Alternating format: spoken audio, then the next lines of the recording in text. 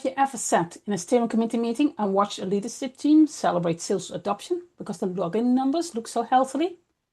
The dashboard can be green, active users are up, somebody proudly announces that the platform engagement has increased by 20%, and suddenly the room relaxes. The implementation appears to be succeeding. The investment feels justified. Everybody can breathe again because the numbers suggest the business is embracing the system. And yet, the more years I spend around Salesforce environments, the more I realize how dangerous that consumption can become. Because activity and adoption are not the same thing.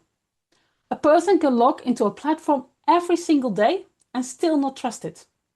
They can complete processes without believing in them. They can update records because management requires it while continuing to rely on entirely different methods to actually manage their work. From a reporting perspective, everything looks stable. But underneath the surface, however, the organization might already be drifting away from the system emotionally and operationally. That disconnect fascinates me because it explains why some organizations appear successful on paper while consistently struggling with data quality, inconsistent processes, user frustration, and resistance to change. Leadership teams often feel confused because the reporting says adoption is improving, yet daily operational behavior suggests something entirely different. And honestly, I think one of the biggest reasons this happens is because businesses have become incredibly good at measuring system access while remaining surprisingly weak at measuring behavioral confidence. A login metric is very easy to collect. It gives certainty. It creates a clean story for executive reporting. Someone can stand in front of leadership and confidently say, 92% of our users logged in Salesforce this week. And immediately the room feels reassured. But if you stop and think about it properly, what does that number actually tell you? Well, very little, if anything at all. It tells you someone authenticated into a system. That's it. It doesn't tell you whether they trust the data they're looking at. It doesn't tell you whether they feel confident completing their work inside the platform. It doesn't tell you whether they understand the process properly or whether they quietly resent every interaction they have with the system. Most importantly, it tells you absolutely nothing about whether sales has become naturally embedded into the way people actually work on a day-to-day basis. And that is where real adoption begins. Real adoption happens when people stop seeing the platform as an obligation and start seeing it as a natural place where work happens. They rely on it instinctively because it consistently supports their role, their decisions, and their day-to-day responsibility. The system becomes part of operational thinking rather than an additional layer people are forced to interact with. That transition is behavioral rather than technical. And behavioral change is far more difficult to measure than system access ever will be. Behavior is messy. It changes under pressure. It's influenced by confidence, stress, leadership, workload, culture, and previous experiences with technology. It cannot easily be reduced into a single dashboard metric, which is why businesses often default back to the user statistics. Those numbers feel safe because they're visible, measurable, even if they only tell a very small part of the story. What makes it especially important now is the current obsession with AI and automation across the whole Salesforce ecosystem. Every organization wants to move toward intelligent assistants, predictive tooling, and more advanced automation. Everybody wants to talk about the future. But I keep coming back to the same uncomfortable thought. If business cannot accurately recognize whether users have generally adopted the core platform itself, how are you going to measure readiness for AI-driven transformation? Because AI cannot magically repair behavioral disconnect. In many cases, it actually amplifies it. If users already distrust the system, they're unlikely to trust AI recommendations generated from that same environment. If data quality is inconsistent because users treat the platform as an obligation rather than a trusted workspace, then automation will become unreliable. If teams bypass processes today, they will continue to do that tomorrow, regardless of how intelligent the tooling becomes. And that's why this conversation matters so much. I genuinely believe most organizations care about adoption. I don't think leadership teams intentionally ignore user behavior. The problem is that many businesses have unintentionally trained themselves to focus on visible metrics because those metrics are easier to present, easier to monitor, and very easy to celebrate. But the most important adoption signals are often the hardest ones to quantify. Confidence is incredibly difficult to measure, So is trust. So is belief. And yet those three things shape almost every behavioral decision users make inside the system. I spent years working on training, enablement, adoption, and user behavior. And one of the things that's become consistently clear to me is this. Users rarely reject systems because they hate technology. Most professionals are perfectly capable of learning new platforms when they understand the value behind the change. The real issue begins when the systems start threatening something important to them. Their efficiency, their confidence, their ability to perform well under pressure, their autonomy and their routine. That is where resistance quietly begins. And that's why I often think adoption conversations become far too technical. Teams frequently focus on features, integrations, automation opportunities, and future state functionality. Meanwhile, the average user is asking a far more immediate and practical question. Can I realistically survive my working day using this system? And that's a question that changes everything. Because when users feel that the platform slows them down, increases cognitive pressure, or creates uncertainty during already stressful working days, they begin adapting their behavior around it. And that's not always open, not dramatically, but usually very, very quietly. And that's one of the most interesting things about user behavior. People are incredibly adaptive. If a process feels difficult, users rarely stop working together. Instead, they create survival mechanisms around the system. They develop shortcuts, work around maybe private trackers or unofficial methods of managing their workload, while technically continuing to use the system. And these organizations can easily fool themselves. Because from a reporting perspective, activity still exists. Users are logging in, records are being updated, processes are technically happening. But underneath that surface, trust might already be eroding. And that's why observational work matters so much. It's why I always have believed training and enablement teams should be involved far earlier in projects than they usually are.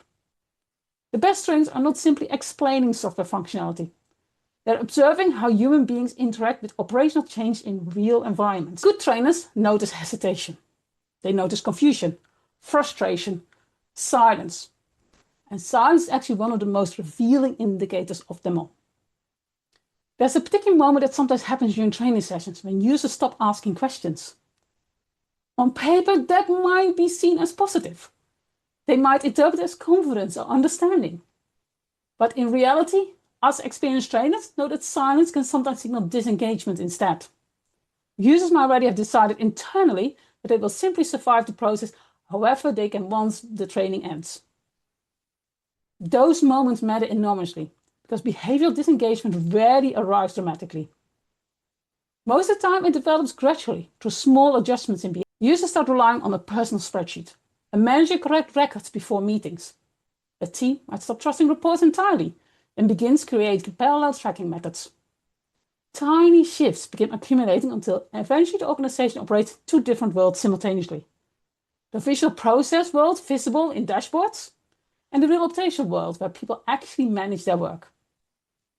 And some organizations remain trapped in that split reality for years because the reporting layer creates enough comfort to prevent deeper investigation.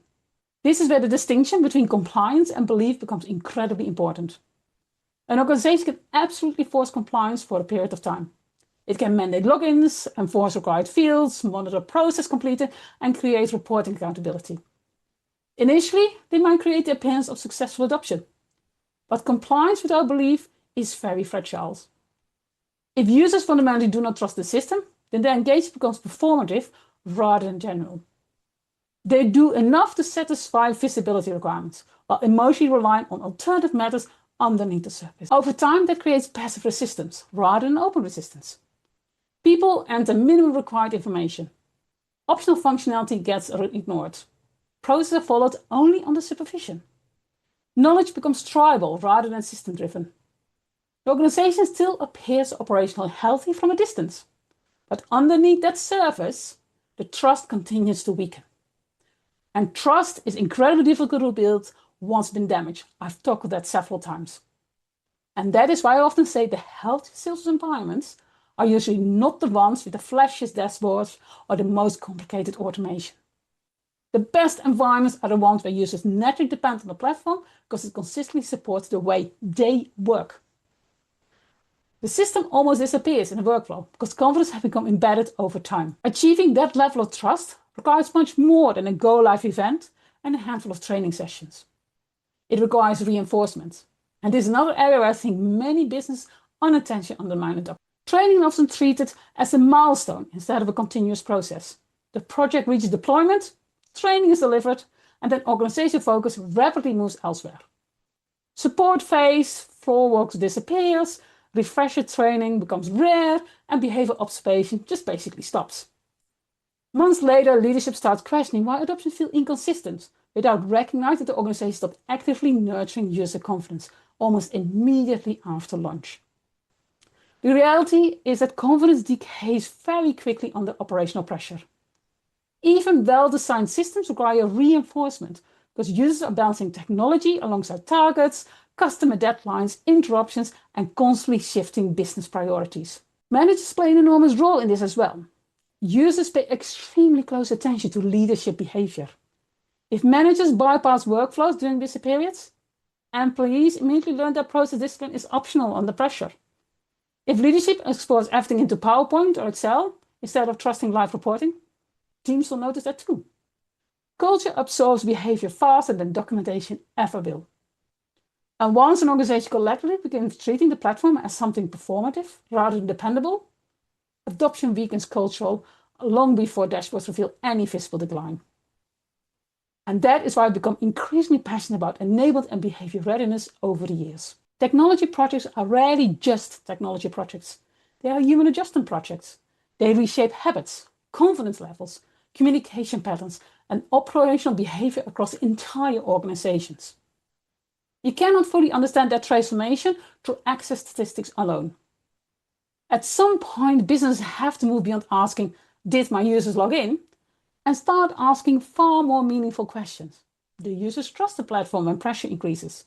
Do managers naturally rely on system reporting? Are teams becoming more efficient or quietly building workarounds? Do our users understand not only how to complete the process, but why it matters? Has Salesforce become naturally embedded into operational thinking, or is it still viewed as this external obligation? Because those questions reveal far more than adoption health can almost any metric will ever be. And perhaps that brings us back to the heart of the conversation today. The illusion of adoption exists because activity is easier to measure than belief. Dashboards can show clicks, logins, completion rates, and system access, but they cannot fully reveal confidence, trust, or dependency. Those things exist inside human behavior, and human behavior is far more complex than most reporting structures are designed to capture. Some of the most fragile sales environments may still look healthy on paper. The metrics appear strong, leadership is reassured, and the organization convinces itself that adoption has been fully successful. Meanwhile, underneath that surface, users might already be mostly disconnected from the platform and simply survive around it as efficiently as possible. And maybe there's a real warning hidden inside all of this. An organization can force people into a system, but genuine adoption only happens when people choose to depend on it.